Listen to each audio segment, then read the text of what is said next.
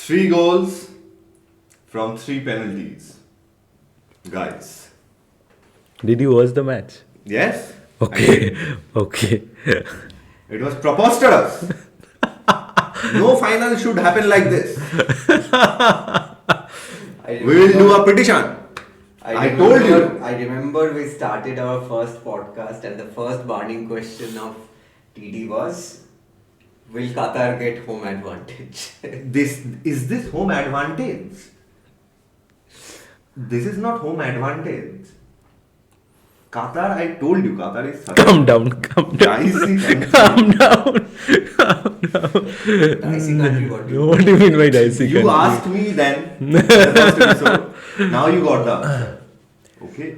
No, but I think yesterday's game was pretty fair.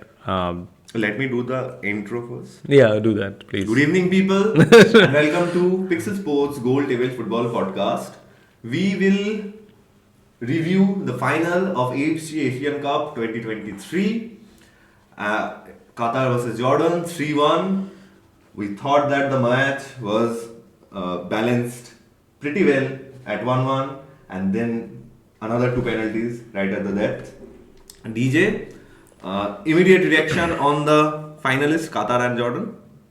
See, firstly, Jordan, right? They represented the minnows of the world. And this is historic, incredible. The journey to the finals, incredible. Now, they have set the example. Every team coming to a major tournament, they will say that if Jordan can, why can't we? This is historic, and everyone apart from Qataris, we talked about that, was rooting for. Personally, I was rooting for Jordan. I was screaming when it was 1-1. I was talking to Gigi as well. So, exceptional. And then Qatar, I would say they are deserving winner. They picked up at the business end of the tournament. Till quarter final, I was not convinced. But semi-final, they played really well against this golden generation of Iran and convincingly won that match. There is no doubt about semi-final. Qatar played better than Iran. And in final also, it was a tactical game. They own it, and I would say back-to-back 2 AFC Asian Cup. It's huge. Historic. It's huge for Qatar football team, because after the setback they had in the World Cup, last World Cup, this will boost up their football journey. That's for sure. We will be coming back to the tactical part of the game. Gigi, as DJ was saying, do you agree that Qatar is the deserving champion of this tournament?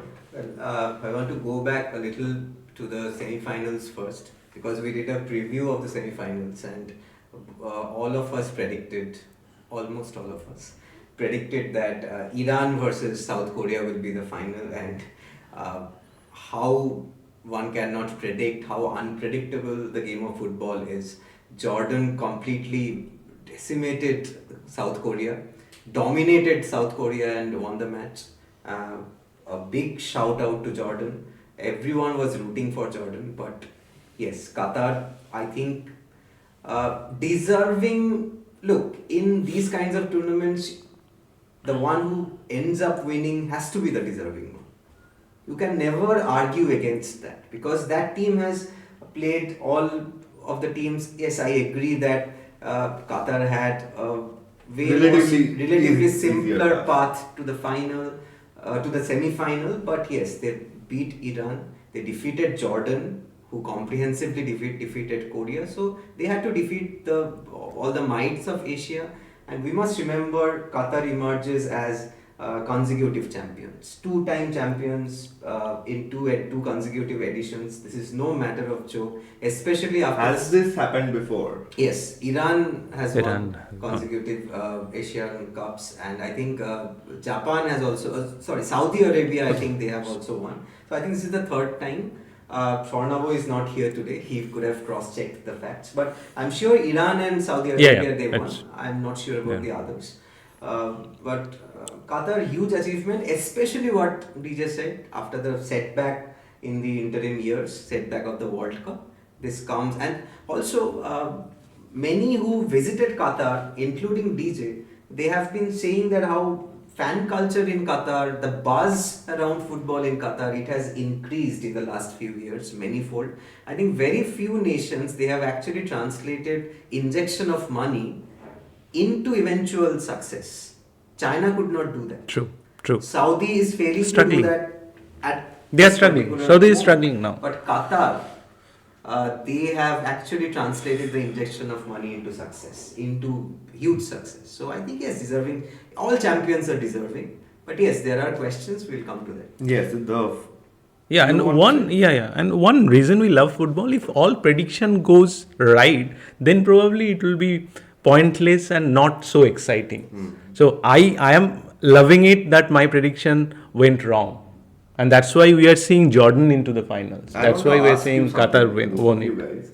If I am responsible for the underdogs to go out of the tournament, would you guys take the responsibility of the overdogs? Probable favorite Good one. going out of the tournament. Yes. Because you, Australia, South Korea, Iran, all the three teams who were the favorites according to you to win the tournament, none of them qualified to the final. But look, I always believe that if some team loses a tournament due to our jinx, due to my jinx, they should lose the tournament.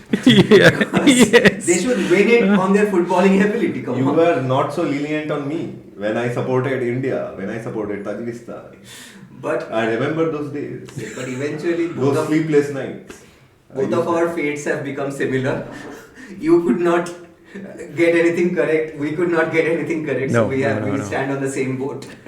And see, you guys always asked me that you keep saying Qatar is not good, Qatar is not good. But Qatar was not that good. Qatar was not good. But after the finals. again after the semi-finals, finals, I'm saying that I think they played in the semi-finals much. The semi-finals game boosted their morale. Yes. To go and win the. They actually, most of the game, Qatar tried to dominate the match. and honestly, Akram Afif, Akram Afif, yes. generational talent. Look, saying that Qatar did not deserve is like saying Argentina did not deserve because they Yes. lost to Saudi Arabia. Yes. What are you saying? I'm saying both of them are deserving champions. Yes. DJ, the contentious point of the final, the referee. Gigi, I want to ask you that actually. Do you have to say something about the referee? Look, it's very harsh to criticize referees, especially on such important matches. They are, end of the day, human beings as well. But I think not too many controversial decisions, but I felt the first penalty was a little soft. The third penalty, it was eventually, there was a offside, and the offside call got cancelled. And as a viewer, my problem was we did not see an in-depth replay of the entire offside procedure. I wanted to see that. I think if we cannot see that, I think the referee also they did not see also. No, not Where like this- that. Not Yeah, really. they- Yes, the they VAR do say. checked and the VAR confirmed that it was onside. Yeah, I wanted to see yeah. the entire replay process. I did not see that. If someone raises a question, if I raise a question as a Jordan fan, that why didn't you show the entire replay of the third offside call? It's a valid question. So some questions are there regarding the entire decision-making process, but yes, to be fair, it's not like a sure shot goal, something that happened with England. Mm-hmm. A sure goal was Cancelled. due to there not being any goal line technology. A goal for them got cancelled. Nothing of that sort happened with Jordan. Yeah. So I think it was not a glaring error or a clear-cut Chelsea versus Barcelona thing, but yes, there were some contentious decisions. DJ, I think for the most part, the refereeing in the Asian Cup tournament has surprised me. Because we It watch was the good. European games, European football in EPL. In every week, one or two question marks are being raised on the refereeing. But overall, in the Asian Cup, I think the referees did handle the pressure pretty coolly. Absolutely. It's better than the World Cup last time. And a couple of One or two, couple yes. of decisions. Here and Apart there, from yes. that, we see That fair red card decision. Yes. That Syria was versus- one. Syria That versus was one. Iraq. Yes, you guys argued, but no, yeah, I'm happy, Yes, very happy with I'm also overall happy with overall this. refereeing. I'm Yeah, surprised. yeah. No, this is, and this VR introduction in AFC, everything went historic well. that in the final a team wins 3-1. Yeah, And all three all goals three come goals from come from penalties. penalty. Questions So could be if you are only checking score, you feel like Something something is fishy. happened. But But the thing is, I actually don't have too many questions with all the three penalties. Correct. All of them were Genuine. as soon as it went to VAR, first penalty, I'm saying. The on-field decision, if it is not penalty, Qatar also would not probably raise any question. But as soon as it went to VAR, it is a penalty. and the third one is a clear penalty. Yeah, Once it that was goes- a clear The penalty. second one also. Yes, the Second third- one, Almaty knows that it is penalty. Stonewall. After his reaction, you see his reaction now. He knows it He knows. because, and he's unlucky. What he was doing, every defender does the same. He was like tried to shadow him on top of the box, and somehow he clipped. You were saying. Unlucky means like Jordan fans is feeling now And they are also, very unlucky. Since we are talking about this, let's address that point as well. We were talking during the match. Each time Jordan was trying to make a comeback, for example, at the beginning of the second half, they came all guns blazing. Yes. For 10 or 15 minutes, they were playing so hard. They could have scored 2-3 goals, and they were. I was telling to, I was saying this to DJ. They were playing like prime Real Madrid. Attacking Second half before Jordan equalized, we know it is coming. Absolutely. We knew that it is coming because it was like Qatar had no answer But at all. At that particular point, Yeah. this guy Akram Afif, and also I think we need to mention Almoez Ali as well. Yes, absolutely. Almoez Ali providing that width to Akram Afif, and Afif is a big game player. Come on, we have some have criticized him, some have criticized his attitude yes. and all of that, but he's a big player, big match player, standing up for his team at the correct time. He was whenever he had the ball. In the first half, DJ was saying that no one could take the ball. 15-20 minutes, he was untouchable. No one is able to catch. But like the left flank of Qatar, every attack was happening through him. There's no other players who are doing anything. And the celebration, I liked it. Brilliant celebration. And Yeah. Magic trick. Yes. Brilliant. Akram Afif played a huge role. I think Qatar did something tactically also. Because in the game against Iran, they did not play it the same. Yes. What yes, was the technical yes. change? See, first half, they contained the Jordan's midfield totally. First 35-40 minutes, Jordan was not able to control the midfield. Everyone knows how good Jordan with their front three, number 9, number 10, number 11, right? But they were only able to do all the attacks through the wing, whatever they were doing, and couple of chances. And the goalkeeper also was not having a tough time in the first half. Second half was totally different. Gigi can talk about the that. second half, Al-Tamari, Oluwan and Yazan, all three of them. And the goal, Yes. it is magic. The touch, how he controlled the ball, I have not seen And anything they were lately. Attempting overhead kicks, bicycle kicks, Everything, and most of them were everything. on target. So supreme on confidence, and what I loved about Jordan was under pressure, they were playing their hearts out. Yes, Pressure yes, did not bog yes, them down. yes. They were playing for their pride.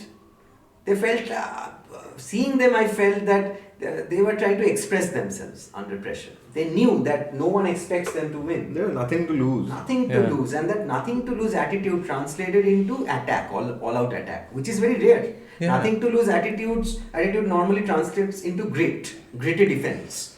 But they went on all out attack, and it was so beautiful to watch, right? They literally, this is a very cliche. I was telling DJ, this is cliche, but they literally won our hearts. Yes, right? yes, absolutely. And overall, a great final. Great final. So I think the whole tournament was a great spectacle. DJ, what is your take on the overall Asian Cup this year? First of all, what I believe after seeing this tournament so closely, I want to express my happiness as a football fan. Most of the matches were exciting, Yes. close game, and in Asia, gap between the superpowers and the minnows are getting reduced. I don't know what we are doing as a nation, but anyway, we'll talk We will about talk that about later, In due time. in due times. But overall, you see, Tajikistan, Palestine, Yes. Syria, Jordan, Even Malaysia. Malaysia, it was a great, and see that overall worldwide also it is happening. That's why we saw Morocco in World Cup semi-finals. It's huge, right? Morocco reaching to the World Cup semi-finals, beating all the superpowers of world footballs, and then Jordan's. See, you see South Korean teams, all superstars. Japan. You see Iran, the golden generation. You see Saudi, they pumped up the money to their for the football, right? Too much, like huge money flooding away. Then this Japan, it's a huge team. Dark horses like Australia, the power, attitude. Australian team is a very good team and they were favorite. And then the dark horses like Uzbekistan, Iraq. Then also you see Jordan in final. This is My a most favorite two teams are, I think, from the tournament, all jokes apart, are Jordan and Uzbekistan. Yes. They provided the most exhilarating style of play, which I like. Absolutely, I agree completely with you. A great advertisement. Yeah, for that's what I'm saying. for So the overall, a tournament, yes. beautiful advertisement of Asian And also football. taking a cue from DJ, the fact that African nations, Asian nations, they're slowly getting their foothold on the world stage. It is due to this as well, because in continental tournaments, they are getting this amount of competition.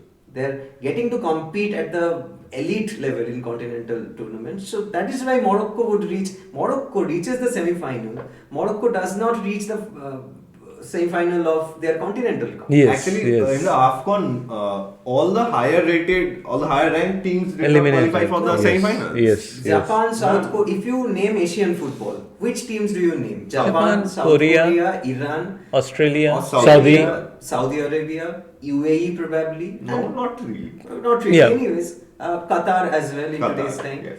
and then recently Iraq and Uzbekistan. Yes. But none of these 5 or 6 teams, none of them could reach the final. Yes, absolutely. I want to see Jordan into World Cup. Yes. If they qualify, I want to see if they show this determination. And see one thing, like with willpower, with proper strategy and determination, you can achieve so many things in football. That they proved. And FIFA ranking is just a number.